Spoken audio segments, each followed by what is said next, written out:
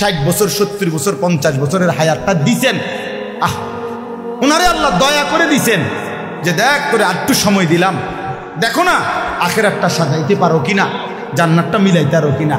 এবারে ইডি থুইয়া চা দোকানদারের কাছে গিয়ে বলছি আমার এই হায়াতটা বাকি যে দূর আছে তোমার কাছে ওয়াকফ করে দিলাম, তুই আমারে যে দূর পারস বন বিড়ি চা এটি খাবাইবি, আর আমি তোর চিকন টুলটার মধ্যে এটার মধ্যে ঠিক মতো কোনো ফুলটা শৈলে আড়ে না। আহারে বদনসিব রে, একটা সোফাত বইতা তো মনটারে বুঝাইতাম যে একটা ভালো কিছু বসছে, চিকন একটা টুল এই কদ্দুর জায়গা এটার মধ্যে বৈশা এই আবার না বৈশা বৈশা একবার বিড়ি একবার বন একবার চা খাইতেছে, গপ মারতেছে, টেলিভিশন দেখতেছে, নাচ গান দেখতেছে, 14 গোষ্ঠীর গীবত শুনতেছে নয়তো বলতেছে।